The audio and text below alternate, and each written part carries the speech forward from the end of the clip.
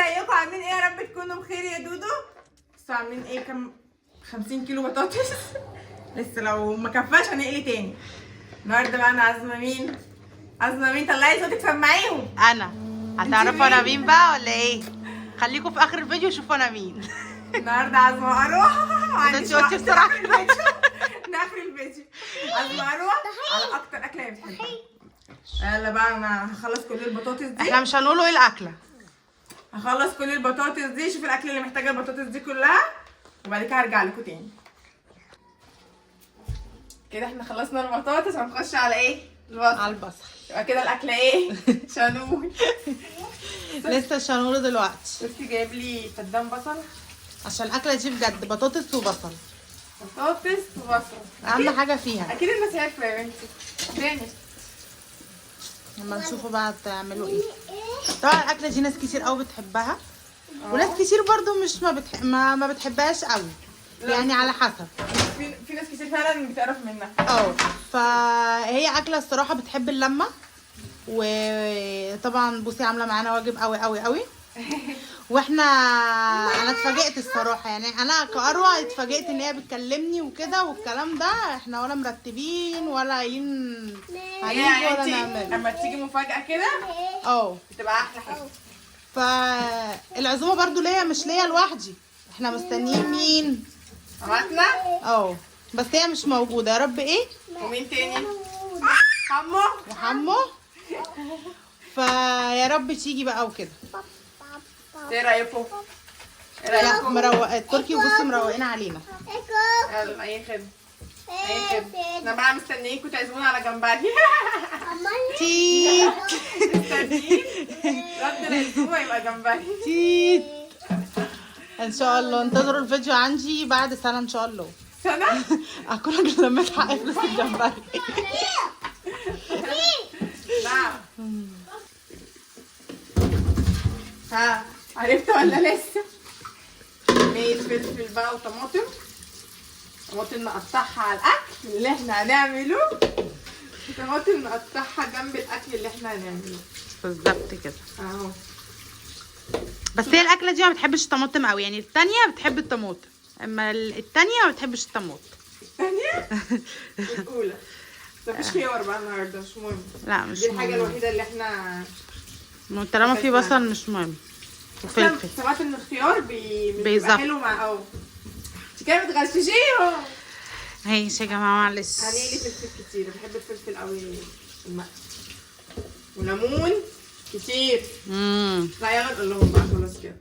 لا بسم الله يا جماعه ده مش دعايه، مش دعايه خالص. بصوا يا جماعه ده احلى محل تجيبوا منه فسيخ ورنجه اهو. البرنس في العطارين.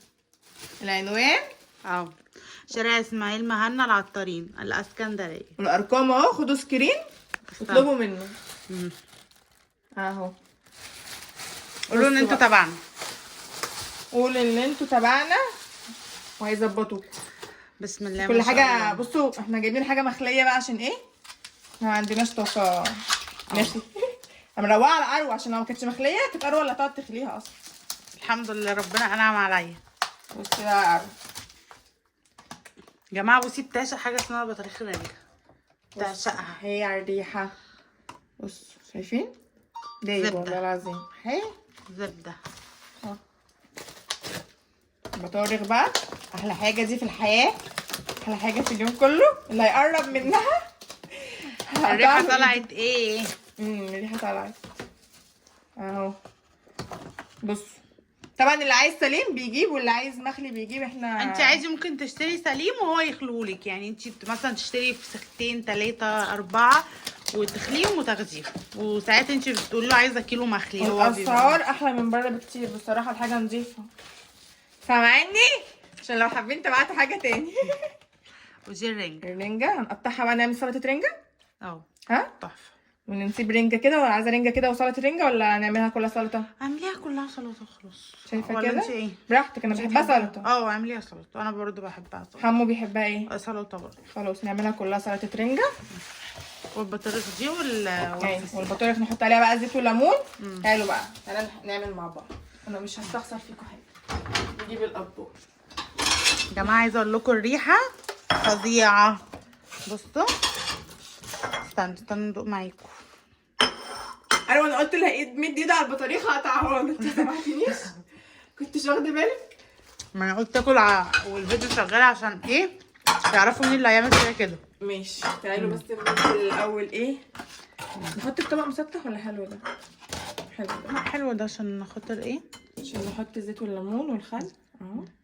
بس استنى نحط الزيت والليمون والخل في الاخر ما نفضي.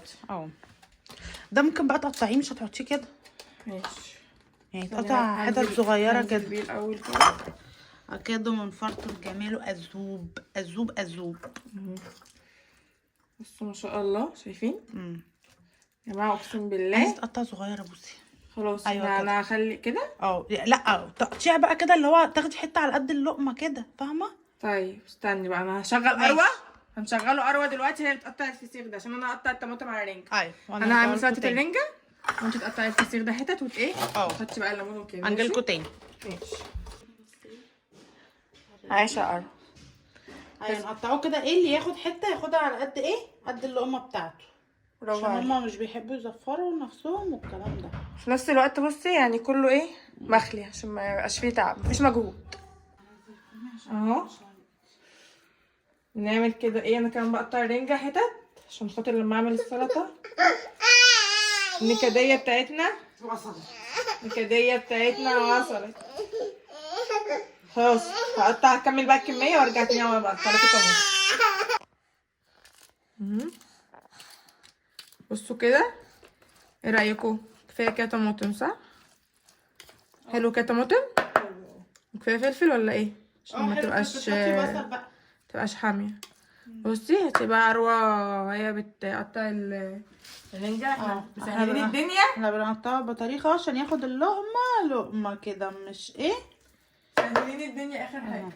بس كده قطعنا البطاريخ وقطعنا الفسيخ، ورينا الفسيخ بعد ما اتقطع 500 رغيف وبس كده. انت بقى اقطع بصل اخضر، دي فكره اروى يا جماعه. انا كنت اصلا ناسيه البصل، كنت حتى لو افتكرت هقطع بصل عادي، بس البصل الاخضر فعلا هيديها طعم حلو قوي. اهو نقطع البصل بقى. هاتي بقى ايه الخل والزيت بتاع الرخام عندك.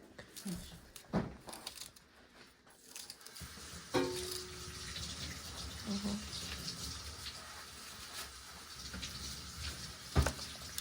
هناكل الاكله دي نناموا نناموا نوم عميق. واحنا معانا عيال. احنا معانا عيال فعلا. ننام نوم عميق واحنا معانا عيال. احنا ننزلهم الشارع يلعبوا في الشارع. امتى يوصلوا للمرحله دي؟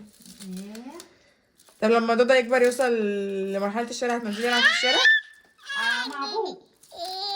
لو ليه صحابه هنزله يلعب معاهم تحت البيت. وانتي خوخ هتنزلي ولا انتي بنت ما ينفعش تنزلي تقعدي مع ديدو بقى، هو يحافظ عليكي.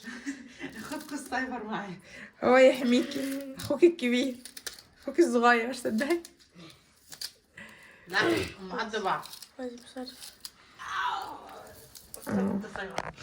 محدش عارف يلمك ليه بجد، محدش عارف يلمها دي بجد. استنى حط بصلتين. بصل كتير وخير ربنا كتير. ده في بصل اصلا كبيرة اوي. ايه؟ البصل دي كبيرة اوي. يا تقطعها كده نصين. ده في بصل اصلا انا كمان لسه ما غسلتوش، حسيت ان انا زهقت عشان انا اصلا بحب اقطعها كده ايه، لو روش من تحت كمان ما احطهاش كلها كده. ومثلا بقى مع رشه طحينه كده وبقت فل الفل. بجد الاكله دي يا جماعه اللي بيحب الاكله دي دوس لايك، لان الاكله واللي ما بيحبهاش يدوس لايك. لا اللي بيحب وقولوا لي عايزين بصي تعزمني على ايه تاني، كله يكتب في الكومنتات. قولوا لي يا جماعه عايزين اروى ترد العزومه دي بايه تاني. انتوا تقولوا عايزين بوسي تعزمني على ايه تاني وانا هقبل باللي انتوا تقولوا عليه. يا جماعه على فكره ناس كتير عايزينك اروى تطلعي معايا تاني. بجد؟ صدقيني بجد اللي عايز بقى اطلع يقول لي عشان احنا همه. يا جماعه اللي عايز اروى تطلع يكتب في الكومنتات عشان خاطر ايه جوزها مش راضي، مش هنكدب على الناس. واللي ما بيحبش الاكله دي يقول ما بيحبهاش في الكومنتات، واللي بيحبها يقول ما بيحبها في الكومنتات. بس اعتقد اكتر الناس بيحبوها طبعا في دي الاكله دي بتنزل في قلبي اهي. بس يا خديجة كلي بصل، والله كلي بصل. يا لهوي عينيا وجعتني. ايه ده، هو بيعمل حاجه؟ مش عارفة، حاسة ان انا عينيا. دمعت. كفايه كده بصل ولا؟ لا لازم هكملها وارجع عشان دي كبيرة قوي. بس زي كده معايا عشان يعرفوا لا مضحية بعينيا عشان خاطر اروح. خلاص كفاية. ماشي. خليها الفلفل يبتدي يطرقع. ها خفيف. ايه يا خوخ،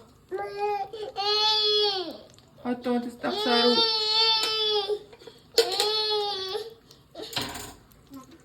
اللي هناك دي بطارخ. اه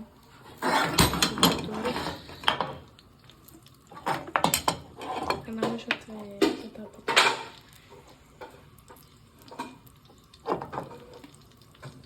ماشي. عندي بقى عايزة اجيب الرنجة. بصوا انا قطعتها هنا عشان ايه تكفي. حط شوية زيت ايه حلوين كده. ماشي. وبعد كده نحط شوية ايه خل. خلي ده برضو ايه اهم حاجه متستخسروش.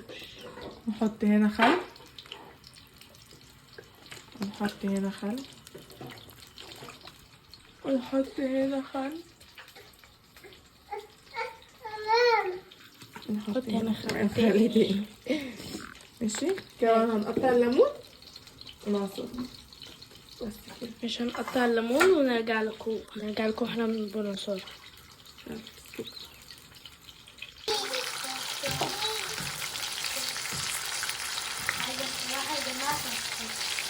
مبسوطة منها؟ بحب اسأل الناس دايما مبسوطين ولا ايه الكلام.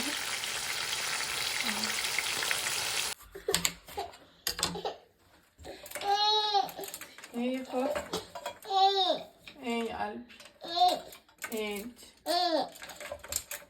بس هنجيب كده بقى ايه معلقتي الليمون تعصري يا فين هنا. اول حاجة هنجيب على الرنجة. الرنجة اللي متظبطة الرنجة اللي متظبطة شوية.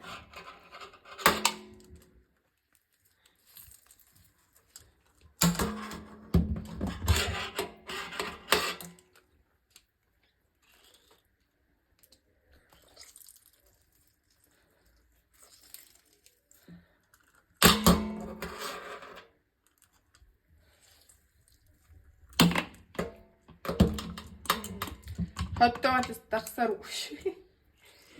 اهم حاجة الليمون. اهم حاجة متستخسروش في نفسيكم. الليمونية واحدة.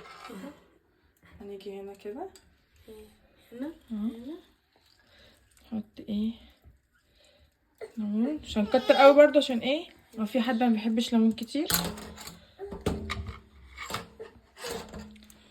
نحط هنا ليمون. طب بصي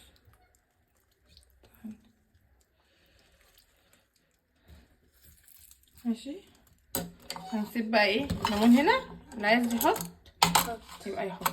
ماشي عشان خاطر لو حد ما بيحبش ليمون كتير عشان انا بحب ليمون كتير قوي وأروى بتحبه عادي من غير ليمون كتير وكده يعني كل واحد ايه. بصوا ان شاء الله. عملت طحينة كمان ليمون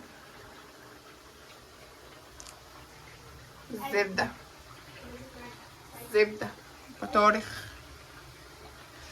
يلا استنى بطاطس على النار اهي لسه في تاني. لا يا جماعة الأكلة دي عايزاكم تعالوا كلكم يلا كلوا معانا يلا بالهنا والشفا. هنخلص بقى البطاطس ونيجي تاني. فلفل اهو مقلي اهو. ايه رايكم صوري كل حاجه يا عم. بصوا يا جماعه ما شاء فلفل الله. رنجه طحينه البصل الاخضر. ايه رايك يا تركي؟ تسلم ايدك. دول ولا ايه دي؟ دول رنجه. طب قول بقى مين اللي عامل الرنجه دي؟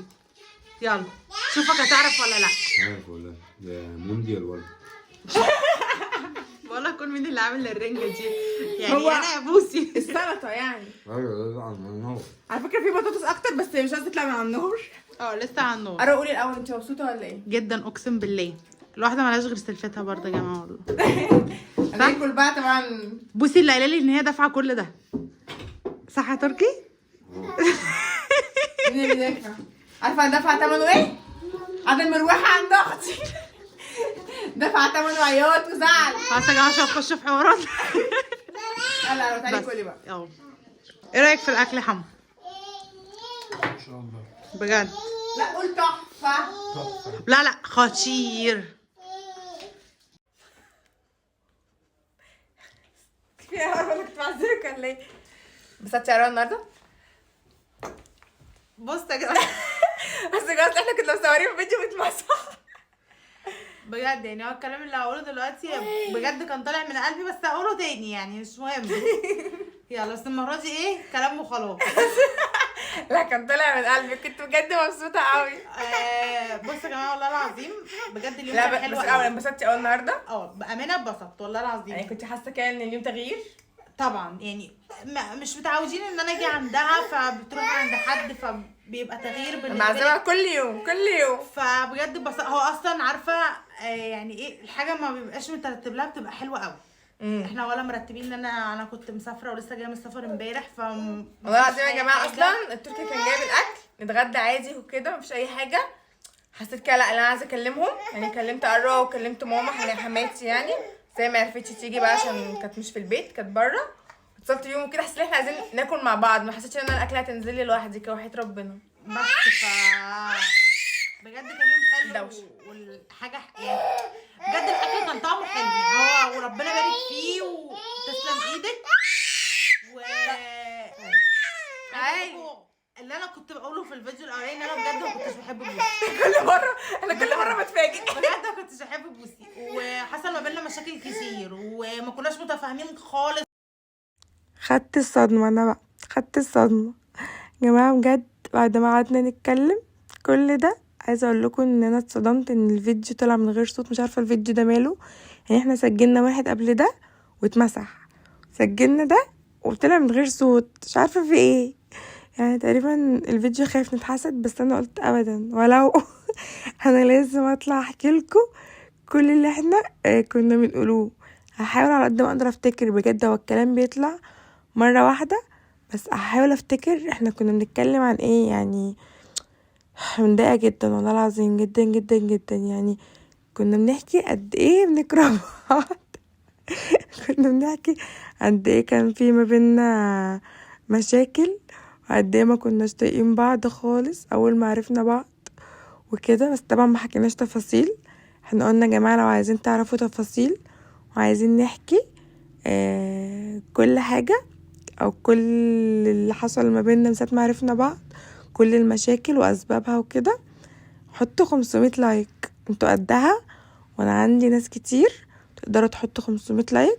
حطوا 500 لايك ونطلع نحكي مشاكل السلايف اللي هي مشاكل النقرة اللي حصلت ما بيننا من ساعة ما عرفنا بعض، او من ساعة ما اتخطبت لحمو كده. وكنا بنحكي بقى قد ايه خلاص بقى الحمد لله عرفنا طباع بعض، وكل واحدة بقى لما عرفت طبع التانية وكده. بس شايفيننا بنحب بعض ازاي. كل ده ما ظهرش يا جماعة. احنا اول مرة اصلا نتكلم على بعض عدل في فيديو او في حتة عامة. يعني انا اصلا من طبعي ما بعرفش اتكلم على حد حلو، انا بتكسف وهي كمان. فكنا اول مرة بقى نطلع اللي في قلبنا ونتكلم عن بعض وكده، بس ما حصلش نصيب بقى، ما حصلش نصيب. المهم بس انا طالعه احكي لكم، انا طالعه اقول لكم يعني مش هرمكم من حاجه، طالعه احكي لكم اللي حصل. كنا بنحكي بقى اللي احنا خلاص بعد ما عرفنا طباع بعض كل واحده عرفت التانية بجد وفهمتها وكده. الحمد لله الحمد لله، ربنا يصلح حالنا ويهدينا على بعض يا رب. بس يا جماعه بجد مش مصدقه اللي بيحصل. ربنا يهدينا على بعض بجد. يعني الحمد لله الحمد لله الحمد لله ما شاء الله بقينا بنحب بعض وكده. فانا كنت عايزه اقول لكم يعني ان اي حد، مش اي حد يعني، هتكلم على السلايف عامه. اي واحدة مثلا مش بتحب سلفتها او كده، حاولوا تفهموا بعض، يعني حاولوا تخلوا الحياة ما بينكوا لذيذة لطيفة. يعني مش اللي هي عشان سلفتي او كده خلاص. بصوا العيال هنا كانوا جماعة شبطانين، هما الاتنين في نفس اللعبة، منزله لهم المكعبات ومنزله لهم العرايس ومنزله لهم كل الالعاب، وهما الاتنين شبطانين في نفس اللعبة دي عاملين يعيطوا، خنقونا خنقونا خنقونا. المهم كنت بتكلم ان سلفتك مش لازم عشان هي سلفتك فخلاص انا بكرهها او انا مش بحبها. ويا جماعة يعني سهلوا الحياة على بعض. لو انت عارفة ان سلفتك بتتضايق من الموقف الفلاني او من الطريقة الفلانية او الموضوع ده بيغيظها او اي حاجة، يعني حاولي تتجنبيه او ما تعملوش. مش تعرفي مثلا ان سلفتك بتتغاظ من حاجة او بتتضايق من حاجة فتروحي تعمليها؟ طب ليه بجد؟ انا مش فاهمة، يعني مش بفهم الموضوع ده. يعني مثلا اروى متضايقة من حاجة او في حاجة هي ما بتحبنيش اعملها، فانا اروح اعملها؟ طب ليه احرق دمها واضايقها؟ ونفس الكلام هي تعرف ان انا ما بحبش حاجة او في حاجة بتضايقني تروح تعملها. فاحنا كده يعني والله العظيم انتوا نفسكوا لو بقيتوا متصالحين مع بعض والحياة ما بينكوا حلوة انتوا هتبقوا مبسوطين، مش العكس. طول ما في خناق، طول ما في مشاكل، انتوا اصلا جوا منكوا هتبقوا متضايقين. فحاولوا تسهلوا الحياة على بعض وتحبوا بعض، والحياة مش مستاهلة. في الاخر جوازكوا هم اخوات، وما ندخلوش جوازكوا في الموضوع، ما ندخلهمش عشان يعني حلوا مشاكلكم ما بين بعض. في الاخر برضو عيالكوا ولاد عم دم واحد اخوات، لو طلعوا لقوكوا في مشاكل ما بينكوا او اللي انتوا مش بتحبوا بعض، هم كمان هيطلعوا مش بيحبوا بعض عشان خاطر يعني بسبب معاملتكوا لبعض. المهم برضو يعني دي نصيحة مني بديها لكم بجد. يعني بعد شوية حلوين مشاكل معاها، مش طلع لكم كنا بنعشق بعض، شوية حلوين مشاكل، وربنا يصلح الحال يا رب.